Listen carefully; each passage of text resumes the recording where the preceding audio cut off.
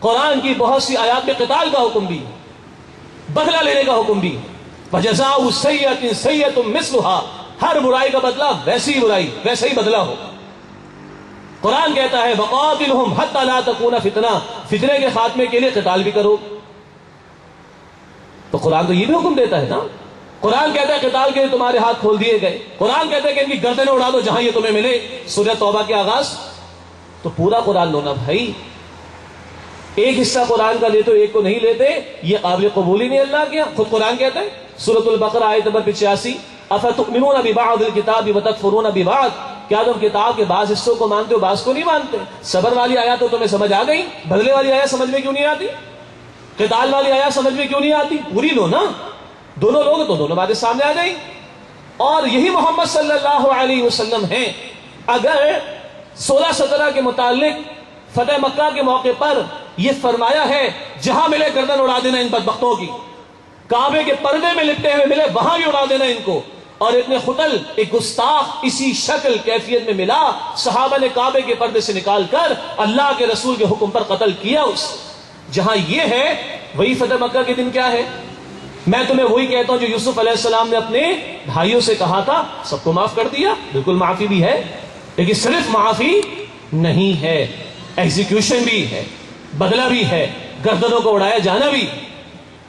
اور اگر آپ کو یاد ہو تو بنو قریظہ جو یہودیوں کا تیسرا قبیلہ تھا، غزوہ احزاب کے بعد جن کے متعلق ایکشن لیا گیا، ان کے 600 افراد کو قتل کروایا گیا، اور یہ فیصلہ تورات کے مطابق۔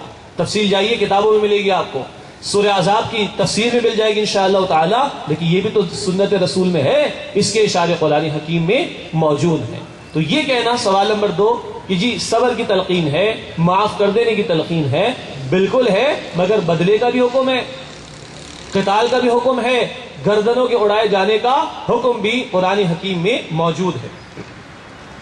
تیسرا سوال، بڑا ایموشنلی بلیک میل کرتے ہیں میڈیا پر آپ میں سے کوئی ہمیں اگر اس میڈیا تک لے جا سکے، آپ کا اللہ آپ کو جزائے خیر عطا فرمائے۔ مسئلہ سارا یہ کہ آنے کی اجازت نہیں، اور ہم اپنی بات نہیں کرتے، جو علماء اس کے جوابات دے سکتے ہیں، جن کو اللہ نے صلاحیت دی ہے، ان کو لا کے اینکر پرسنز کبھی نہیں بٹھائیں گے۔ مسئلہ سارا یہ، لیکن بہرحال ہمیں اپنا کام کرنا ہے، اللہ کہاں تک پہنچاتا ہے اللہ کی اپنی شان۔ تیسرا سوال یہ پیش کیا جاتا ہے کہ دیکھیے نبی کریم صلی اللہ تعالی علیہ وسلم نے تو اس کوڑا پھینکنے والی عورت کو بھی معاف کر دیا، اور آپ لوگ جو ہے وہ صرف زبانی کلامی توہین کرنے والے کو قتل کر دینے کی بات کر دیتے۔ یہ کیا بات ہو؟ اس کا اگلا حصہ کیوں نہیں بتاتے؟ وہ جس عورت نے کچرا پھینکا تھا، اللہ کے نبی نے اس کو دعوت بھی پیش کی تھی کہ نہیں کی تھی؟ اور اس کے بعد وہ ایمان لے آئی، اور دعوت کیسے پیش کی تھی؟ اپنے کردار سے۔ چند دن کچرا نہیں آیا تو اللہ کے رسول کو پریشانی ہو گئی صلی اللہ علیہ وسلم، کچرا کیوں نہیں آ رہا؟ سوچئے ذرا، اخلاق رسول کو دیکھیے صلی اللہ علیہ وسلم، کچرا کیوں نہیں آ رہا؟ معلوم ہوا بیمار ہو گئی، آپ نے جا کے اس کی عیادت کی اور کہا تمہیں کوئی کام ہو تو مجھے بتانا، میں تمہارا کام کر دوں گا۔ اس کا ان اخلاق کا اتنا اثر ہوا کہ وہ عورت ایمان لے آئی۔ بالکل ہے، برائی کا جواب بھلائی سے دیا، اس نے ایمان قبول کر لیا۔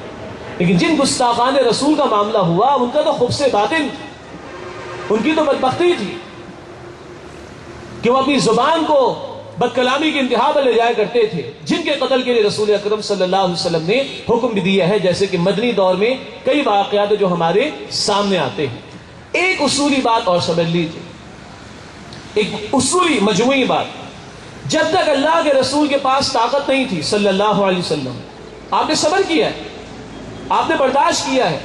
خانہ کعبہ میں 360 بت رکھے ہوئے تھے نا، ہاتھ لگایا مکے میں؟ ان کو مکے میں ہاتھ لگایا نہیں، لیکن یہ کہا یہ ہے غلط، اللہ کے سوا کوئی معبود نہیں، سارے معبودان باطل، ہاتھ نہیں لگایا، کیوں؟ طاقت نہیں ہے۔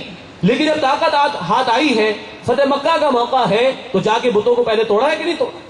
تو یہ اصول ہمیشہ یاد رہے گا، اگر طاقت نہیں ہے تو صبر کیا ہے، برداشت کیا ہے، اور جب طاقت ہے تو آگے بڑھ کر بتوں کو اڑایا۔ جب صبر و برداشت کا موقع تھا، صبر و برداشت بھی ہے، لیکن جب طاقت موجود ہو تو غیرت کا تقاضا ہے کہ ایگزیکیوشن کی جائے۔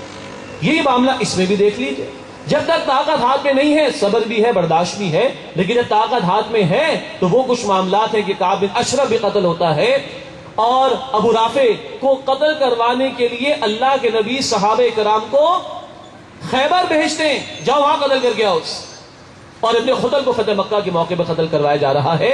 تو یہ اصول بھی ہمیشہ سامنے رکھنا چاہیے۔ 14 سوال، یہ عباس اطہر صاحب ہے، ایکسپریس نیوز کے چیف ایڈیٹر، اخبار میں لکھ بھی دیا کالم، کیا ہم لوگ زیادہ افضل مسلمان ہیں پاکستان والے؟ کیا ہم پاکستان والے زیادہ افضل مسلمان ہیں؟ انداز دیکھیں ذرا، ملیشیا میں تو ایسا قانون نہیں، انڈونیشیا میں ایسا قانون تو نہیں، ایران میں ایسا قانون تو نہیں، سعودی عربیہ میں تو ایسا قانون نہیں، ہم کیا زیادہ بڑے مسلمان؟ یہ جذباتیت تو بہت اچھی ہے لیکن معقولیت نہیں۔ اگر ساری دنیا کے مسلمان نماز ادا کرنا چھوڑ دیں تو کیا اس کی بنیاد پر یہ کہا جائے گا کہ دین میں نماز کا حکم نہیں؟ کیا کہا جا سکتا ہے؟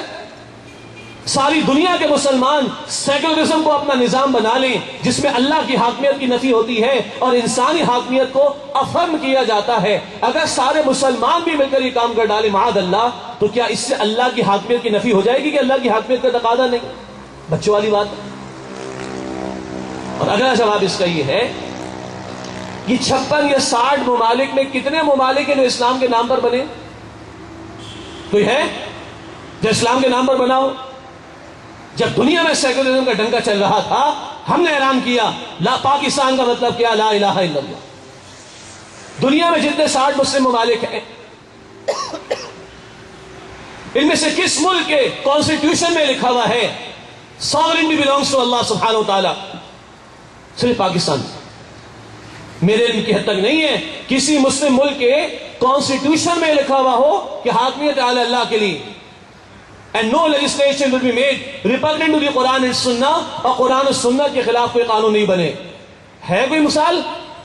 تو ہم نرالے ہیں مسلمان، جی ہاں، ہم اس معنی میں نرالے ہیں کہ جب دنیا میں 1924 میں خلافت عثمانیہ ختم ہوئی تو یہاں خلافت کی تحریک چلی تھی، تحریک خلافت کے نام سے، دنیا میں کوئی اور نہیں چلی۔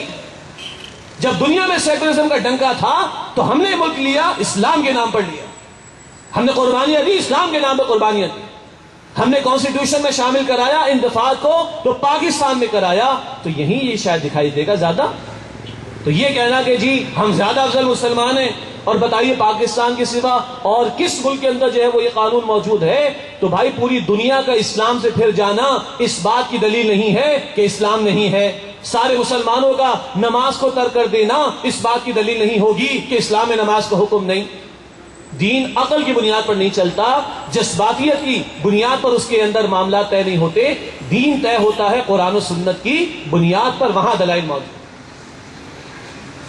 5واں سوال، یہ بھی غامدی صاحب کو ہضم نہیں ہوتا، اور غامدی صاحب کا مسئلہ نہیں، ہمارے سیکولر طبقات کو ہضم نہیں ہوتا، اور سیکولر طبقات کا مسئلہ نہیں، یہ مغربی دنیا کو ہضم نہیں ہوتا، اور مغربی دنیا کا مسئلہ نہیں، اللہ کے باغیوں دشمنوں کو ہضم نہیں ہوتا۔ وہ 5واں سوال کیا ہے کہ مرتد کی سزا تو قرآن میں ہے نہیں، مرتد جو دین سے پھر جائے اس کی سزا تو قرآن میں نہیں ہے، اپوسٹیٹ انگلش میں کہا جاتا ہے۔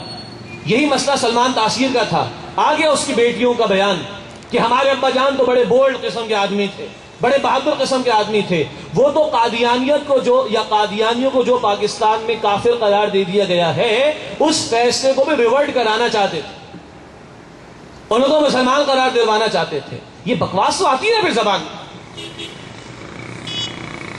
تو اسی تسلسل میں نہ گستاخ رسول کی کوئی سزا قرآن میں ہے، نہ مرتد کی کوئی سزا قرآن میں ہے، یہ بھی غامدی صاحب فرماتے ہیں، قرآن حکیم میں نہیں ہے۔ یہی پہلا سوال تھا، وہ جوابات یہاں بھی اپلائی کر لیجئے، میں عرض کر چکا ہوں۔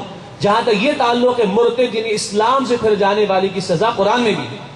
سورہ البقرہ آیت نمبر 54 میں بنی اسرائیل کے وہ لوگ جنہوں نے بچڑے کی پوجا پاٹ کی تھی وہ مشرک قرار پائے، اور اللہ نے حکم دیا رسول موسیٰ علیہ السلام کے ذریعے کہ ہر قبیلے کے لوگ اپنے قبیلے کے ان افراد کو قتل کریں جنہوں نے بت پرستی، یہ بچڑا پرستی کی روش اختیار کر کے شرک کمٹ کیا، اور شرک کیا تو وہ مرتد ہوئے، مرتد ہوئے تو واجب القتل ہیں۔ یہی سزا تورات میں تھی، قرآن اشارہ کرتا ہے یہی سزا ہماری شریعت میں بھی ہے، اور نبی کریم صلی اللہ علیہ وسلم کی واضح احادیث موجود ہیں۔ اور جھوٹی نبوت کے دعوے داروں کے خلاف سیدنا ابوبکر صدیق رضی اللہ تعالی عنہ نے قتال کا اعلان کیا۔ وہی فتنہ ہے، قرآن میں نہیں ہے۔ مراد کیا کہنا چاہتے؟ سنت کو نہیں مانتے، اطاعت رسول کو نہیں مانتے، اور سنت اور اطاعت رسول کو نہیں مانتے تو قرآن کو ماننے کا دعویٰ بھی غلط دعویٰ ہے ان کا۔ سوال نمبر 8، یہ قانون تو اقلیتوں کے خلاف ہے۔ عجیب بات، بہت ان لوگوں کو اقلیتوں کے حقوق کی فکر ہے، کہتے ہیں کہ یہ قانون تو اقلیتوں کے خلاف ہے۔ 1991 سے باقاعدہ فیڈرل شریعت کورٹ کے فیصلے کے بعد گستاخ رسول کی سزا قتل پاکستان میں مقرر ہوئی۔ اس سے قبل پہلے عمر قید کی سزا تھی 86 اونورڈز، اور پھر 91 میں فیڈرل شریعت کورٹ کے فیصلے کے بعد قتل یعنی سزائے موت ہی گستاخ رسول کی سزا مقرر ہوئی پاکستان میں۔ 1991 سے لے کے آج تک 20 سال ہو گئے، 1000+ کیسز اس 295C جو کہ قانون ہے کے تحت ریکارڈ ہوئے، 1000+ کیسز، ٹھیک ہے؟ اور آپ کو حیرت ہوگی، تعجب ہوگا، افسوس بھی ہوگا، 450 کے قریب مسلمان، 340 قادیانی، 114-15 عیسائی، 12 یا 14 ہندو اور سکھ اور سمتھنگ ایلس، بس۔ آدھے کون ہے؟ آدھے کون ہے؟ مسلمان۔ اب وہ کیوں سزا ایگزیکیوٹ ہوئی اس کی بھی مباحث آگے ذکر کروں گا تھوڑا سا۔ ایک سزا کا نفاذ نہیں ہوا، اور اگر کیسز ریکارڈ بھی ہوئے تو آدھے کون تھے؟ مسلمان۔ اور تم کہتے ہو اقلیتوں کے خلاف ہے۔ اگر ایگزیکیوشن ہو جاتی ہے، سارے قتل ہوتے اور ثابت ہوتا جرم سارے قتل ہوتے تو آدھے کون ہوتے؟ تو یہ کیا اقلیت کے خلاف ہے؟ اکثریت کے خلاف قانون بنے گا؟ عجیب سی بات، ایک ایگزیکیوشن نہیں ہے اقلیتوں کے خلاف۔ اور بھائی اقلیتوں کے حق میں اگر یہ قانون نہ ہو تو مسلمان پھر وہ ممتاز قادری بنے گا، وہ غازی علمدین شہید بنے گا، وہ عامر چیمہ بنے گا، وہ غازی عبدالقیوم بنے گا۔ یہ تو بہتری ہے ان لوگوں کے لیے، ان اقلیتوں کے لیے بہتری ہے کہ قانون موجود ہے، ان کو اپنی صفائی پیش کرنے کا یا غلط الزام لگا اس کی صفائی پیش کرنے کا، پروسیس سے گزرنے کا موقع موجود ہے۔ تو ہم تو کہتے ہیں ان کے حق میں ہے کہ قانون رہے، تاکہ ایک مسلمان بلکہ 18 کروڑ مسلمان نہ کھڑا ہو جائے تمہارے خلاف۔ یہ تمہارے حق میں بہتر ہے کہ قانون موجود رہے، ایک پروسیس تمہارے پاس موجود ہو۔ اس آسیہ کو بھی کہہ دیا تھا ہائی کورٹ میں بھی جا سکتی ہے، سپریم کورٹ میں بھی جا سکتی ہے، پورا پروسیس موجود ہے۔ اس کی بدبختی آئی تھی سلمان تاثیر کی جا کے جیل میں بیٹھ گیا اس کے ساتھ، اور لکھوا لی اپلیکیشن۔ بہرحال تو کہنے کا مطلب یہ ہے کہ یہ قانون اقلیتوں کے خلاف بالکل نہیں ہے، بلکہ اقلیتوں کے رہنما، یہ میڈیا نہیں بتاتا، یہ میڈیا نہیں بتاتا، یہ تو آپ کو ہمارے علماء یا دینی دانشور حضرات کی کتابوں میں چیزیں مل جائیں گی کہ فلاں پادری کیا کہتا ہے، فلاں پنڈت کیا کہتا ہے کہ ہاں یہ ہماری فیور میں۔ بس ہم اتنی ایشورنس چاہتے ہیں کہ اس کا غلط استعمال نہ ہو، وہ بھی ایشورنس موجود ہے، آگے آئیں گے انشاءاللہ تعالی۔ وہ کہتے ہیں بھائی غلط استعمال نہ ہو، اور ہم کہتے ہیں وہ ایشورنس موجود ہے، کوئی مزید ایشورنس لینے کی ضرورت نہیں ہے ان کو۔ یہ سراسر ان کے حق میں، یعنی ان کے بہتری کے لیے، حق تو نہ کہے، ان کی بہتری کے لیے ہے، نہ کہ ان اقلیتوں کے خلاف یہ قانون ہے۔ سوال نمبر 9، یہ بھی غامدی صاحب اینڈ کمپنی، جن احادیث کا آپ لوگ حوالہ دیتے ہیں جس میں رسول اکرم صلی اللہ علیہ وسلم نے کچھ لوگوں کو قتل کرنے کا حکم دیا، یہ کہتے ہیں غامدی صاحب اینڈ کمپنی، یہ سیکولر طبقہ بھی، وہ ساری حدیثیں ضعیف ہیں۔ انا للہ و انا الیہ راجعون، بڑا آسان کام ہے، ایسی آؤٹ رائٹ کہہ دو ساری حدیثیں ضعیف ہیں، انا للہ و انا الیہ راجعون۔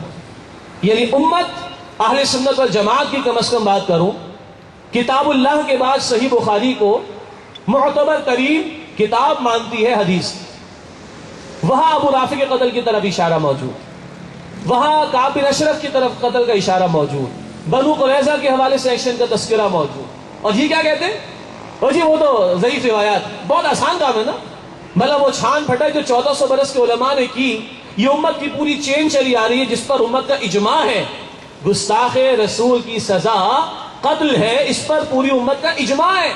اور اجماع کب ہوتا ہے؟ جب قوی دلائل ہو، قرآن سے بھی سنت سے بھی، اشارات بھی موجود ہو، قوی دلائل بھی موجود ہو، چھان پھٹک پوری ہو جاتی، پھر جا کے امت اس پر متفق ہوتی ہے. ساری امت کہتی ہے کہ گستاخ رسول کی سزا قتل ہے. ساری امت ان احادیث کو معتبر بھی مانتی ہے. گو کہ ہم مانتے ہیں جہاں صحیح روایات ہوتی ہیں